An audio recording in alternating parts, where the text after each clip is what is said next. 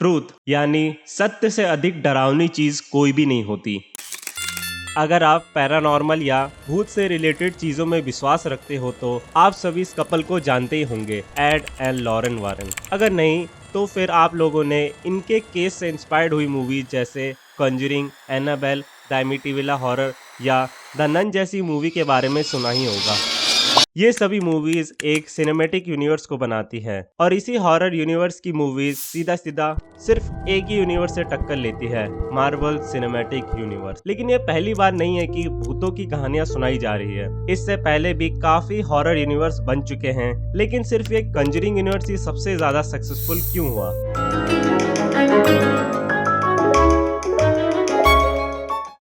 Add वारन एक डिमोनोलॉजिस्ट थे, यानी ये घोस्ट और इविल स्पिरिट में एक्सपर्टीज रखते थे। वहीं पर लॉरेन वारन एक क्लेवोइंट थी। क्लेवोइंट का मतलब है लॉरेन वारन के पास एबिलिटी थी कि वो भूतों से कांटेक्ट कर सके और फ्यूचर इवेंट्स भी देख सके। दोनों ने एक साथ काफी सालों तक एज ए पैरानॉर्मल इन्वेस्टिगेटर का काम किया और पूरी दुनिया में हो रहे सबसे फेमस पैरानॉर्मल केसेस को सॉल्व भी किया। I seen one time when he actually levitated, had extreme strength. Terrible obscenities would come from him. Ed and Lauren ने छोटे बच्चों पर भूत का साया, इविल स्पिरिट और यहाँ तक वेयरवुल्फ जैसे केसेस पर काम किया। इन सभी केसेस की डिटेल इन्फॉर्मेशन आप इनकी वेबसाइट पर जाकर पढ़ सकते हैं। और इन्हीं केसेस में जो सबसे डरावना और खौफनाक केस है वो कोई जोक नहीं है। इस केस को लॉरेन ने वार्नर ब्रोस के यूट्यूब चैनल पर एक्सप्लेन भी किया है। I'm not gonna stare at it though.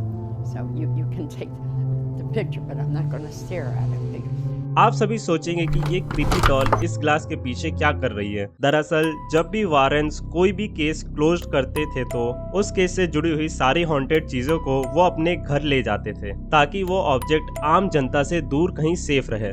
ये सभी हॉन्टेड चीजें वो अपने घर के बेसमेंट में रखते थे। यही बेसमेंट बाद में एक हॉन्टेड म्यूजियम बन जाता है और इसे आज के समय में दुनिया का one of the most haunted place माना जाता है। The most haunted area in the world. That's what I would say.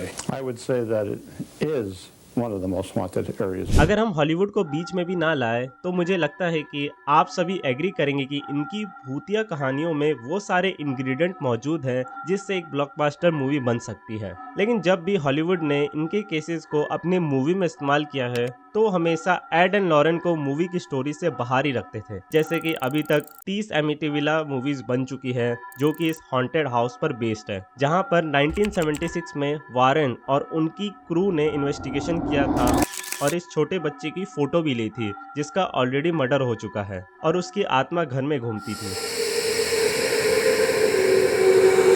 लेकिन इनमें से कोई सी मूवीज इन दोनों कपल के बारे में थी ही नहीं। हालांकि वारन्स को एक बार 1991 में आई द हॉन्टेड में दिखाया गया था। असल मायने में इन दोनों को कभी किसी मूवी में मुख्य किरदार के रूप में दिखाया ही नहीं गया। लेकिन 2013 में रिलीज की गई कंजरिंग मूवीज ने हॉरर जेनरे को पूरी तरीके से बदल ही दिया। मैं कुछ बड़ा चढ़ा कर नहीं बोल रहा हूँ। द कंजरिंग यूनिवर्स अब तक की सबसे ज्यादा पैसे कमाने वाली हॉरर फ्रेंचाइज की मूवी बन चुकी है। लेकिन मैं इस यूनिवर्स की बोरिंग फाइनेंस की बात करूँ उससे पहले जानते हैं कि आखिर द कंजरिंग यूनिवर्स इतना सक्सेसफुल क्यों हुआ।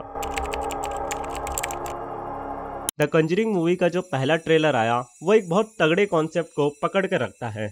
जी नहीं, वो ना ही इस ट्रेलर की डरावनी फुटेज या जंप्स कह रहे हैं, बल्कि ये कॉन्सेप्ट है ट्रूथ यानी कि सच। ये एक ऐसी मार्केटिंग टेक्निक थी जो बहुत सही से काम कर गई। लॉरेन वारन इस मूवीज की कंसल्टेंट थी और ये इस मूवी की एक्ट्रेस वेरा फर्मिगा की क्लोज फ्रेंड भी बन गई थी।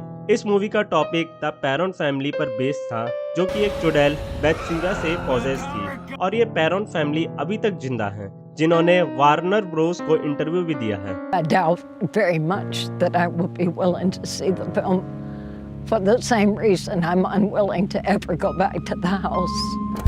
ऑफ कोर्स क्रिएटिव टीम ने बहुत सारी चीजें खुद से ऐड की हैं, लेकिन अधिकतर चीजें मूवी में असली रखी गई हैं। एंटरटेनमेंट वीकली के एक इंटरव्यू में इस मूवी के डायरेक्टर ने कहा कि वो इस मूवी को एक ड्रामा मूवी के रूप में बनाया है, ना कि एक हॉरर मूवी के रूप में। और आप सभी ये चीजें महसूस भी करेंगे कि इस मूवी की स्टोरी इमोशन से भरी है, एक्टिंग बहुत रियलिस्टिक है और हर एक शॉट मास्टरपीस है।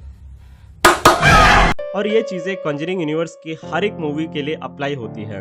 हर मूवी में इमोशन को सेंटर में रखा गया है, चाहे वो रोमांस हो, फैमिली हो या दोस्ती। और हर एक मूवी में बहुत अच्छे क्रिएटिव स्कैरी सीन्स हैं।